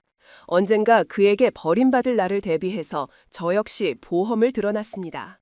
그는 잠시 숨을 고르고 결심한 듯 말했다. 제 관사 서재, 세 번째 책꽂이, 전쟁론이라고 쓰인 두꺼운 책 안에 USB 하나가 숨겨져 있습니다. 그는 최진욱을 똑바로 쳐다보았다. 그의 눈에는 광기 어린 결의가 서려 있었다. 그 안에 모든 것이 들어 있습니다. 저는 그것을 판도라 리스트라고 불렀습니다. 특별조사팀은 즉시 박지훈의 관사로 다시 향했다. 그의 진술대로 굳게 닫혀있던 서재의 책꽂이, 낡은 전쟁론 책의 두꺼운 표지 안쪽을 파내자 손톱만한 크기의 검은색 USB 메모리 스틱 하나가 모습을 드러냈다.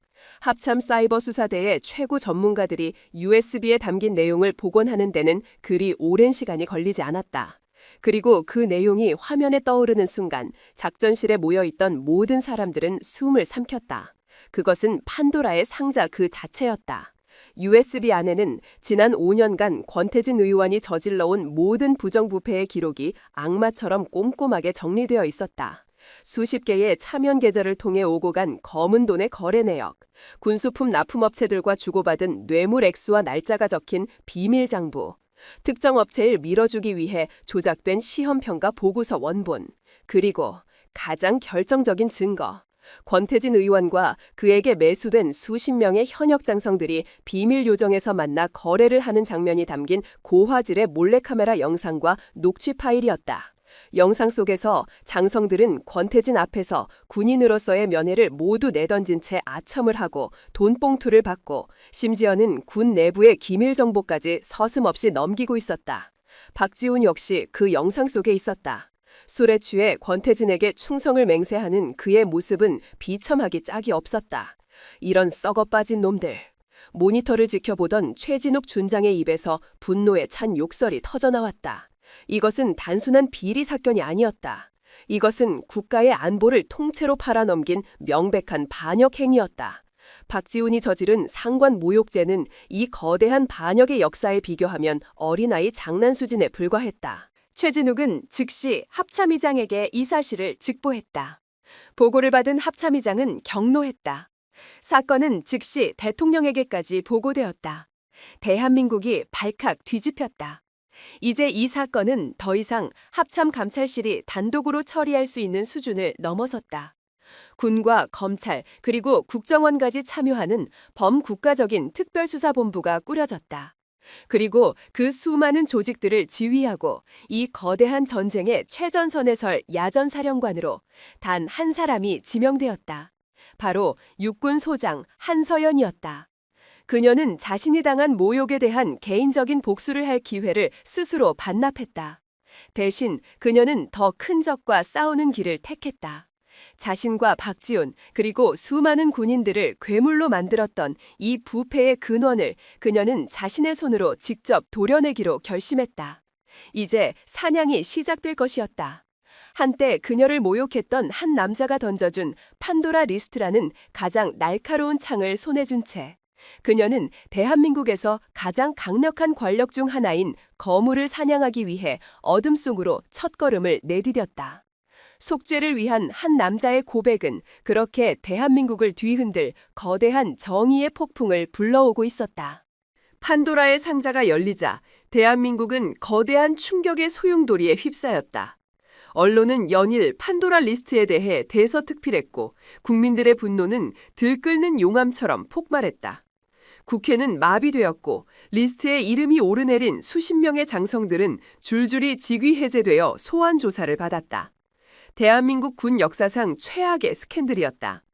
그리고 그 태풍의 눈 한가운데 특별수사본부의 임시지휘통제실이 있었다. 수십 개의 모니터가 번쩍이고 수백 명의 수사관들이 분주하게 움직이는 그곳의 중심에 한서연 소장이 서 있었다. 그녀는 더 이상 모욕당한 피해자가 아니었다. 그녀는 이제 거대한 부패의 심장을 겨누는 대한민국에서 가장 날카로운 창끝, 이 거대한 전쟁을 지휘하는 야전 사령관이었다. 그녀의 눈은 차가웠고 그녀의 목소리는 강철 같았으며 그녀의 모든 판단에는 한치의 망설임도 없었다. 권태진을 모든 자금 흐름을 역추적해 차명계좌, 페이퍼 컴퍼니, 해외 조세 피난처까지 샅샅이 뒤져 단돈 10원이라도 놓치지 마. 그와 접촉한 모든 정치인, 기업인, 군 관계자들의 통신 기록을 확보한다. 지난 5년간의 모든 기록을 분석해 감청영장은 내가 책임진다. 언론에는 철저한 보도 통제를 요청한다. 우리의 움직임이 단 하나라도 새어나가서는 안 돼. 이것은 수사가 아니라 전쟁이다. 그녀의 명령은 톱니바퀴처럼 정확하게 맞물려 돌아갔다. 수사본부는 거대한 사냥 기계처럼 움직이기 시작했다. 그들은 권태진이라는 거대한 짐승을 둘러싼 포위망을 아주 천천히 그리고 확실하게 좁혀가고 있었다. 권태진 의원은 궁지에 몰린 쥐처럼 발악했다. 처음에 그는 모든 혐의를 정치적 음해라며 부인했다. 그는 기자회견을 열어 눈물로 자신의 결백을 호소했고 자신을 따르는 의원들을 동원해 국회에서 수사 중단을 촉구하는 결의안을 통과시키려 했다. 하지만 한서연이 지휘하는 수사본부는 흔들리지 않았다.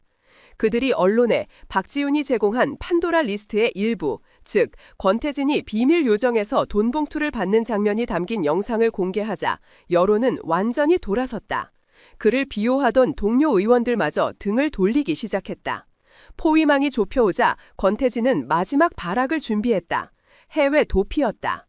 그는 수십 년간 떼돌린 막대한 비자금을 이용해 조세 피난처의 작은 섬나라로 도망칠 계획을 세웠다. 그는 자신의 신복들을 시켜 비밀리에 전세기를 마련하고 여권 위조를 준비했다. 하지만 그의 모든 움직임은 한서연의 손바닥 안에 있었다. 보고해. 한서연이 통제실의 거대한 중앙 스크린을 보며 말했다. 화면에는 서울 시내의 위성사실과 함께 수십 개의 CCTV 화면이 실시간으로 떠 있었다. 한 젊은 정무분석 장교가 긴장된 목소리로 보고했다. 소장님, 목표 권태진이 방금 국회의원 회관 지하 주차장을 빠져나왔습니다. 검은색 세단, 예상 도주 경로는 김포공항 국제산청사입니다. 이륙 예정 시간은 1시간 뒤. 현재 저희 추적팀이 500m 거리를 두고 미행 중입니다. 한서연의 눈이 차갑게 빛났다. 함정카드는 준비됐나? 예, 소장님. 공항으로 가는 모든 주요 도로에 교통통제를 위장한 검문소를 설치 완료했습니다. 그가 어떤 길을 택하든 우리의 그물 안에 걸려들게 될 것입니다. 바로 그때 다른 분석관이 다급하게 외쳤다. 소장님, 차량의 경로가 바뀌었습니다. 공항이 아닙니다. 강변북로를 타고 동쪽으로 향하고 있습니다. 통제실에 순간 긴장감이 흘렀다. 최악의 시나리오였다. 권태진이 자신들의 계획을 눈치채고 예상 경로를 벗어난 것이다. 동쪽? 목적지가 어디지? 한서연이 날카롭게 물었다. 분석관이 빠르게 데이터를 분석하며 말했다. 가장 가능성이 높은 곳은 한강 상류의 개인 요트 선착장입니다. 밀항을 시도하려는 것 같습니다. 젠장! 누군가 욕설을 뱉었다. 요트 선착장은 도로가 복잡하고 CCTV 사각지대가 많아 추적이 어려웠다. 자칫 잘못하면 그를 눈앞에서 놓칠 수도 있었다. 하지만 한서연은 당황하지 않았다. 그녀의 뇌는 슈퍼컴퓨터처럼 빠르게 대안을 계산해냈다. 이런 예측 불가능한 상황이야말로 그녀가 평생을 겪어온 전쟁터의 일상이었다. 그녀는 즉시 무전기를 집어들었다. 그녀의 목소리는 폭풍우 속에서도 흔들리지 않는 함장의 목소리처럼 단호했다. 모든 추적팀에게 알린다.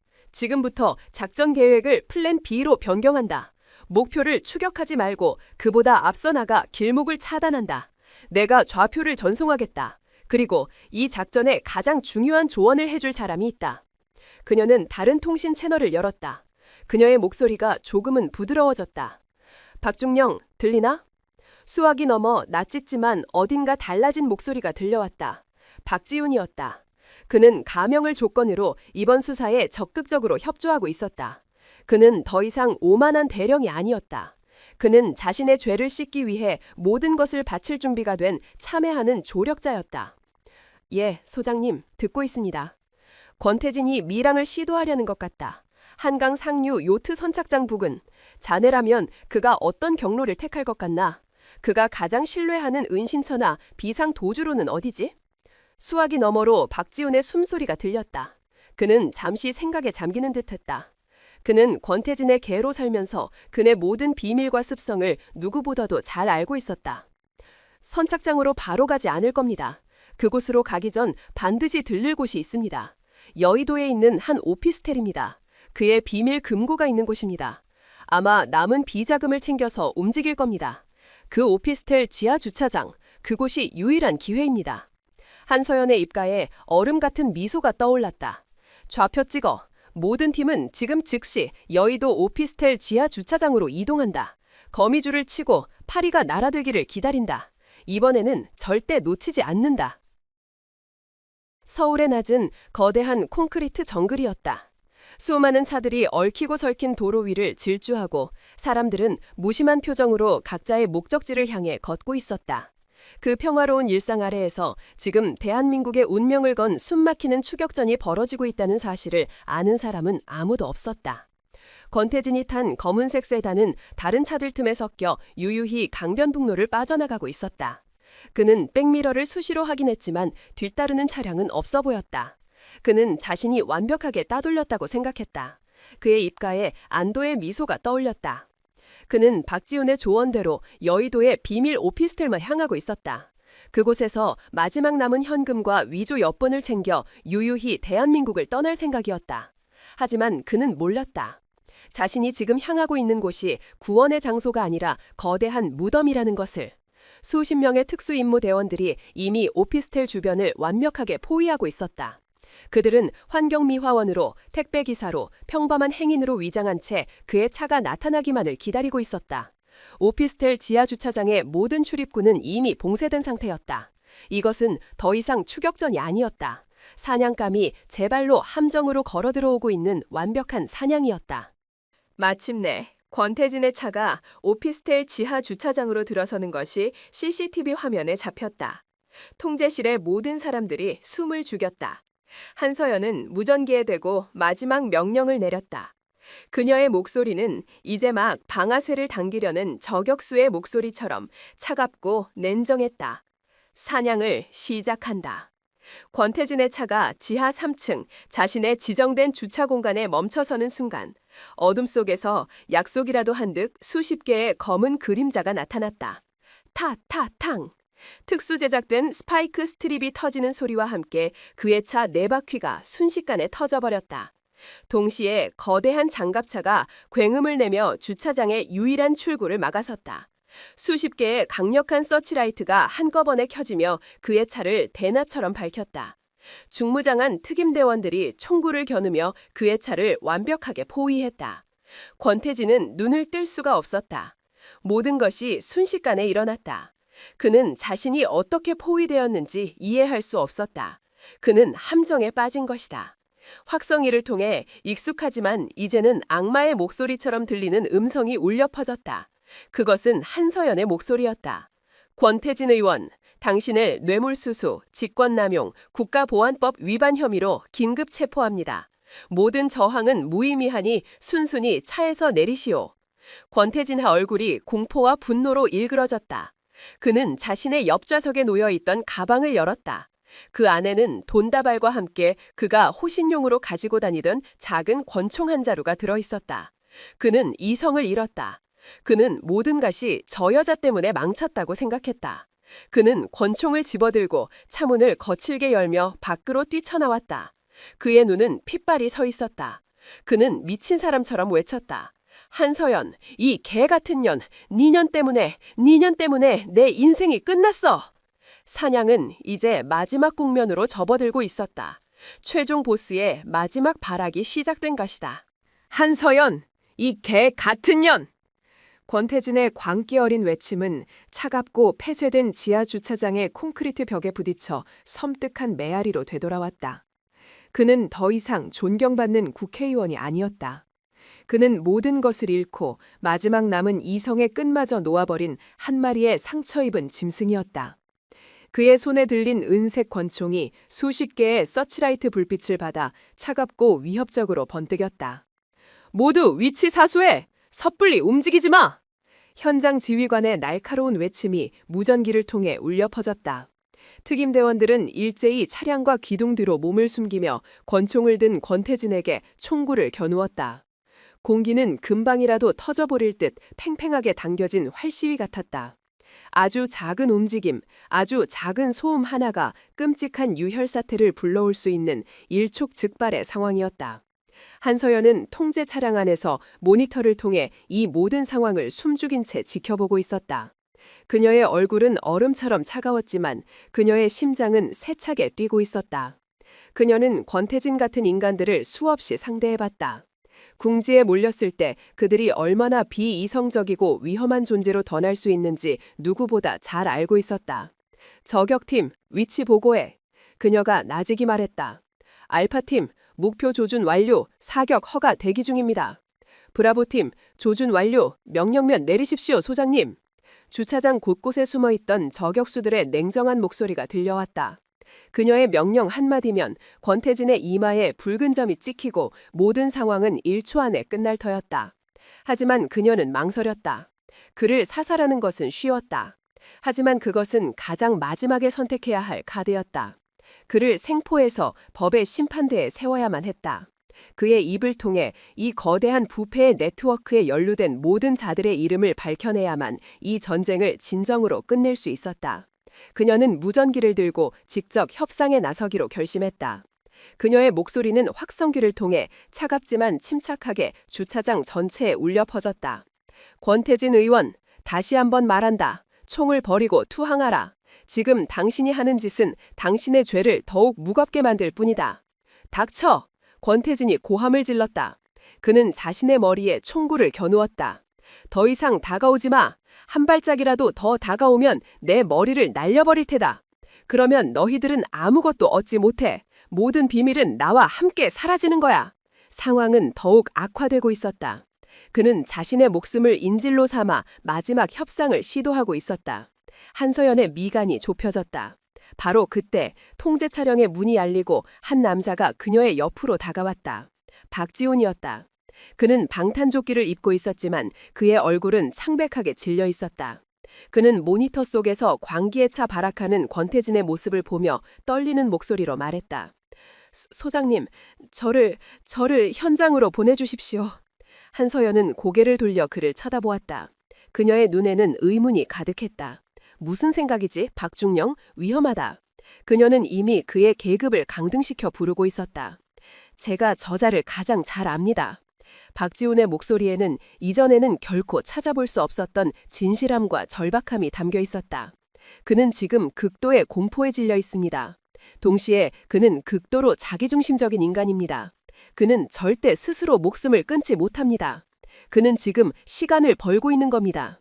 다른 누군가가 자신을 구해주러 올 것이라는 헛된 희망을 품고서 제가 가서 그를 설득하겠습니다. 설득? 예, 그는 저를 자신의 가장 충실한 개로 생각하고 있습니다. 저라면 그의 경계심을 무너뜨릴 수 있습니다. 제발 제게 기회를 주십시오, 소장님. 제가 저지른 죄를 제 손으로 마무리하게 해주십시오. 이것이 제가 할 수 있는 유일한 속죄입니다. 그의 눈은 진심이었다. 그것은 더 이상 자신의 이익을 위한 계산된 행동이 아니었다. 그는 진심으로 자신의 과오를 씻고 싶어 했다.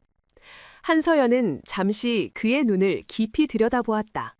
그녀는 그의 눈 속에서 한때 자신이 잃어버렸던 명예를 되찾으려는 한 군인의 마지막 불꽃을 보았다. 그녀는 오랫동안 침묵했다. 그리고 마침내 무겁게 입을 열었다. 좋다. 하지만 내 지시에 따라야 한다. 무전기는 항상 켜두고 절대 내 시야를 벗어나서는 안 돼. 조금이라도 위험한 상황이 발생하면 즉시 작전은 종료한다. 감사합니다, 소장님. 박지우는 허리를 깊이 숙였다. 그는 방탄조끼를 다시 한번 여미고 천천히 그러나 망설임 없이 통제 차량을 나섰다. 그는 이제 자신의 과거를 청산하기 위한 마지막 길을 걷기 시작했다. 주차장의 모든 시선이 어둠 속에서 천천히 걸어 나오는 한 남자에게로 향했다. 권태진은 갑자기 나타난 박지훈의 모습에 당황했다. 박대룡, 자네가 왜 여기에? 박지훈은 양손을 들어 자신에게 아무런 무기가 없음을 보여주었다. 그는 권태진에게서 10m 정도 떨어진 거리에서 멈춰섰다. 의원님, 접니다. 진정하십시오. 그의 목소리는 스피커를 통하지 않고 육성으로 주차장에 울려 퍼졌다. 진정하라고, 이 배신자 새끼! 네 놈이 나를 팔아넘긴 거지? 권태진이 증오에 찬 목소리로 외쳤다. 아닙니다. 박지훈이 절박하게 외쳤다. 이것은 연기였다. 한서연과 약속된 권태진의 경계심을 풀기 위한 마지막 연극이었다. 저는 의원님을 배신하지 않았습니다. 저는 그년에게 끌려가 고문을 당했습니다. 하지만 끝까지 의원님의 이름은 발설하지 않았습니다. 저들을 보십시오. 저들은 증거가 없어서 의원님을 함부로 대하지 못하고 있는 겁니다. 권태진의 눈이 흔들렸다. 그의 광기 어린 이성은 자신이 듣고 싶어하는 말을 너무나도 쉽게 믿어버렸다. 박지훈은 그의 흔들림을 놓치지 않고 한 걸음 더 다가섰다. 의원님, 아직 기회는 있습니다. 지금 저와 함께 나가시죠. 의원님의 변호인단이 이미 밖에서 대기하고 있습니다. 이 모든 것은 그년이 꾸민 불법적인 함정 수사입니다. 우리가 법정에서 싸우면 이길 수 있습니다. 그는 거짓말을 하고 있었다. 하지만 그의 목소리는 너무나도 진실하게 들렸다. 권태진의 손에 들린 총구가 자신의 머리에서 천천히 내려왔다. 그의 마음속에 어쩌면 하는 희망이 다시 싹트고 있었다. 통제실에서 한서연은 저격수에게 명령했다. 목표가 총구를 내렸다. 지금이다. 비살상용 마취탄으로 제압해. 알겠습니다. 조준. 저격수가 방아쇠의 손가락을 거는 바로 그 순간이었다. 권태진의 눈이 박지훈의 등 뒤 어둠 속에 숨겨진 무언가를 발견했다. 그것은 다른 저격수의 조준경 렌즈에서 반사된 아주 희미한 불빛이었다. 그 순간 그는 모든 것이 거짓말이었음을 깨달았다. 박지훈은 자신을 구하러 온 것이 아니었다. 자신의 시선을 끌기 위한 미끼였을 뿐이다. 그의 얼굴에서 희망이 사라지고 다시 한번 극도의 분노와 배신감이 차올랐다. 이런 개자식! 너까지 나를 속여! 그의 움직임은 본능적이었다. 그는 더 이상 자신의 머리에 총을 겨누지 않았다. 그는 자신을 파멸시킨 근환, 이 모든 일의 원흉을 향해 복수하기로 결심했다. 그는 미친 듯이 웃으며 총구를 들어 박지훈의 등 뒤 통제 차량이 있을 법한 방향, 바로 한서연을 향해 겨누었다. 다 같이 죽자, 한서연! 모든 것이 슬로우 모션처럼 보였다. 권태진이 방아쇠를 당기는 모습, 총구에서 불꽃이 터져나오는 장면, 통제실에서 경악의 비명이 터져나오는 소리, 한서연의 눈이 커졌다. 하지만 그 총알은 그녀에게 닿지 않았다. 박지훈은 권태진이 총구를 돌리는 것을 본 순간 생각할 겨를도 없이 몸을 날렸다. 그것은 계산된 행동이 아니었다. 그것은 한때 군인이었던 한 남자가 자신의 더럽혀진 명예를 되찾기 위해 내던진 마지막 속죄의 몸부림이었다. 그는 자신의 몸으로 한서연을 향해 날아가는 총알을 막아서기로 결심했다. 팡! 지하 주차장을 뒤흔드는 날카로운 총성. 박지훈의 어깨에서 붉은 피가 분수처럼 솟구쳤다. 그의 몸이 쿵 하는 둔탁한 소리와 함께 차가운 콘크리트 바닥 위로 쓰러졌다. 고통이 온몸을 덮쳤지만 이상하게도 그의 마음은 평온했다. 그는 쓰러지면서 통제 차량의 방탄유리 너머로 보이는 놀란 표정의 한서연과 눈이 마주쳤다. 그는 희미하게 미소 지었다. 이것으로 조금은 갚은 겁니까? 권태진이 두 번째 총을 쏘려던 순간 이미 그의 주변에는 수십 발의 마취탄이 비오듯 쏟아지고 있었다. 퍽, 퍽, 퍽. 그는 비명 한 번 지르지 못하고 그 자리에 쓰러져 경련을 일으키다 잠잠해졌다. 모든 것이 끝났다. 의무병들이 달려와 쓰러진 박지훈을 둘러쌌다. 한서연은 통제 차량에서 뛰쳐나와 그의 곁으로 달려갔다. 그녀는 그의 어깨에서 피어나는 붉은 피를 보며 자신도 모르게 외쳤다. 박중령, 정신 차려! 박지훈은 희미해져가는 의식 속에서 그녀의 목소리를 들었다. 그는 고통 속에서도 평온한 미소를 잃지 않았다. 그는 알 수 있었다. 자신은 죽지 않을 것이라는 것을. 그리고 이 총알 한 발로 자신이 지옥의 문턱에서 간신히 구원받았다는 사실을. 속죄의 총알은 그의 죄를 씻어내고 그에게 새로운 삶의 기회를 주고 있었다. 파멸의 끝에서 그는 마침내 아주 작은 구원의 빛을 발견한 것이다. 총성이 멎은 지하주차장의 그날 이후 대한민국에는 거대한 후폭풍이 몰아쳤다. 권태진 의원의 체포는 부패한 정치와 군의 유착관계를 드러나는 신호탄이 되었다. 판도라 리스트에 언급된 모든 인물들이 법의 심판대에 섰고 수십 년간 이어져 온 거대한 부패의 사슬이 마침내 끊어졌다. 국민들은 한서연 소장과 그녀가 이끈 특별수사본부에 아낌없는 찬사를 보냈다. 그녀는 대한민국을 부한 영웅이 되었다. 시간이 흘러 계절이 두 번 바뀌었다. 뜨거웠던 여름의 열기는 사그라들고 모든 것이 차분하게 가라앉는 가을의 한복판. 강원도의 한 신병교육대대. 붉고 노란 단풍잎들이 연병장 위로 바람을 타고 흩날리고 있었다. 으악! 하나, 둘! 애텐 얼굴의 훈련병들이 쩌렁쩌렁한 함성을 지르며 훈련에 매진하고 있었다. 그들의 모습은 서툴고 어설펐지만 그 눈빛만은 초가을의 햇살처럼 맑고 뜨거웠다. 그 훈련병들의 행렬 옆에서 한 남자가 팔짱을 낀 채 그들을 조용히 지켜보고 있었다. 박지훈이었다. 하지만 그는 더 이상 날카롭게 다려진 전투복을 입은 대령이 아니었다. 그의 어깨에는 이제 중령 계급장이 달려 있었다. 그의 얼굴에는 과거의 오만함과 날카로움 대신 깊은 연륜과 온화함이 자리 잡고 있었다. 그의 왼쪽 어깨에는 그날의 총상이 남긴 흉터가 희미하게 남아 마치 그의 지난 과오를 증명하는 훈장처럼 보였다. 권태진을 막아선 그의 영웅적인 행동과 수사에 대한 전적인 협조는 정상 참작이 되었다. 그는 군복을 벗는 최악의 상황은 면했다. 대신 그는 대령에서 중령으로 1계급 강등되었고 모든 진급 기회가 박탈된 채 이곳 최전방의 신병교육대대 훈련교관으로 발령받았다. 누군가에게는 좌천이자 군인으로서의 인생이 끝났다고 생각할 만한 처분이었다. 하지만 박지훈에게는 이곳은 감옥이 아닌 구원의 장소였다. 그는 더 이상 책상에 앉아있지도 완벽한 서류를 만들지도 않았다. 그는 매일 훈련병들과 함께 흙먼지를 뒤집어쓰고 함께 땀을 흘리며 함께 식판에 밥을 먹었다. 그는 자신의 지식을 가르치지 않았다. 대신 그는 자신의 실패를 가르쳤다. 잘 들어라 훈련병들. 훈련이 끝난 저녁 그는 훈련병들을 연병장 구석에 모아놓고 입을 열었다. 군인에게 가장 무서운 적은 전방의 적군이 아니다. 진정 무서운 적은 바로 네 자신의 마음속에 있는 오만함과 편견이다. 그는 자신의 어깨 흉터를 툭툭 치며 자조적인 미소를 지었다. 나 역시 한때는 내가 세상에서 가장 잘난 군인인 줄 알았다. 나보다 뛰어난 사람은 없다고 믿었다. 하지만 그것은 착각이었다. 나의 오만함은 나의 눈을 멀게 했고 결국 나를 파멸 직전까지 몰고 갔다. 나는 내가 쓰레기라고 모욕했던 나보다 훨씬 위대한 영웅의 목숨을 구할 기회를 얻고서야 간신히 다시 군인으로 설 수 있게 되었다.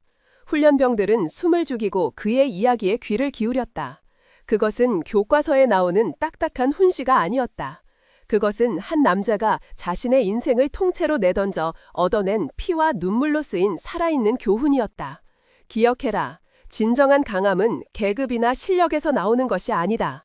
그것은 네 옆의 전우를 존중하고 너 자신을 낮출 줄 아는 겸손함에서 나온다. 절대 나 같은 실수는 반복하지 마라. 그의 가르침은 그 어떤 훈련보다도 훈련병들의 마음에 깊이 새겨졌다. 그는 더 이상 악명 높은 작전 참모가 아니었다. 그는 실수를 통해 더 큰 지혜를 얻은 존경받는 스승이자 아버지 같은 존재가 되어가고 있었다. 그는 자신의 실패 속에서 비로소 진정한 평온과 구원을 찾은 것이다. 바로 그때 연병장 한편으로 나치금 검은색 지프차 한 대가 천성이 들어왔다. 차가 멈추고 운전석에서 한 사람이 내렸다. 한서연 소장이었다. 그녀는 화려한 장성용 정복이 아닌 박지훈과 똑같은 평범한 야전 전투복 차림이었다. 그녀의 어깨 위에서 빛나는 두 개의 별만이 그녀의 신분을 말해주고 있었다. 훈련병들이 그녀를 알아보고 황급히 경례를 붙이려 하자 그녀는 손을 들어 조용히 그들을 제지했다. 그녀는 오늘은 감찰단장이 아니라 그저 옛 동료를 찾아온 손님일 뿐이었다. 박지호는 그녀를 발견하고 잠시 멈칫했다. 하지만 이내 그는 편안한 미소를 지으며 그녀를 향해 걸어갔다. 두 사람은 연병장이 내려다 보이는 작은 언덕 위를 나란히 걸었다. 어색한 침묵이 흘렀지만 그 침묵은 불편하지 않았다. 오히려 많은 말보다 더 깊은 이해와 용서가 그 침묵 속에 담겨 있었다. 먼저 침묵을 깬 것은 한서연이었다. 몸은 좀 어떤가 박중영. 덕분에 괜찮습니다 소장님. 이제 비 오는 날에도 쑤시지 않습니다. 박지훈이 농담처럼 대답했다.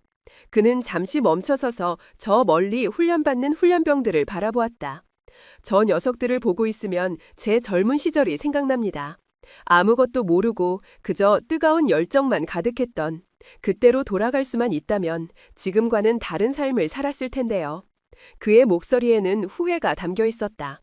한서연은 고개를 저었다. 아니, 그랬다면 지금의 자네는 없었을 거다. 그녀의 목소리는 부드러웠다. 인간은 누구나 실수를 해. 중요한 것은 그 실수 위에 무너져 내리느냐 아니면 그 실수를 디딤돌 삼아 더 높은 곳으로 올라서느냐 하는 것이겠지.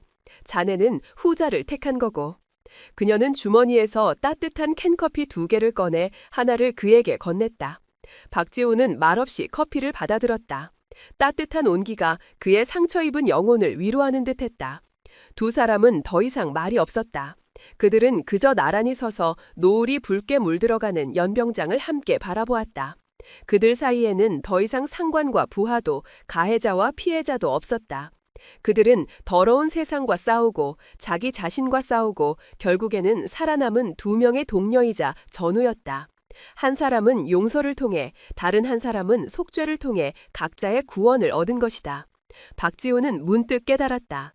자신이 그토록 갈망했던 별은 어깨 위에 다는 쇠조각이 아니었다는 것을. 진짜 별은 바로 저렇게 자신의 과오를 딛고 일어선 이들의 마음속에서 그리고 그들을 믿고 다시 손을 내밀어주는 이들의 마음속에서 빛나고 있었다는 것을. 가을바람이 그들의 곁을 스쳐 지나갔다. 그 바람은 과거의 아픔을 실어 나르고 새로운 시작의 냄새를 실어왔다. 박지호는 자신의 인생에서 가장 완벽한 평온함을 느끼며 조용히 눈을 감았다. 그의 새로운 인생은 바로 지금 이곳에서 다시 시작되고 있었다. 모욕의 쓰레기 더미 속에서 한 남자는 속죄라는 행동을 통해 구원을 찾았습니다. 박지훈 중령과 한서연 소장의 이야기는 우리에게 보여줍니다. 인생 최대의 실수는 넘어지는 것 자체가 아니라 넘어진 채로 다시 일어서기를 포기하는 것이라는 사실을 말입니다. 박지훈이 총알을 막아선 행동은 그가 저질렀던 끔찍한 잘못을 모두 씻어내기에 충분했을까요? 그리고 마침내 그들 사이에 피어난 동료애는 용서와 새로운 시작을 보여주는 가장 아름다운 상징이 아닐까요? 여러분의 소중한 생각을 댓글로 남겨주세요. 청취해주셔서 감사합니다.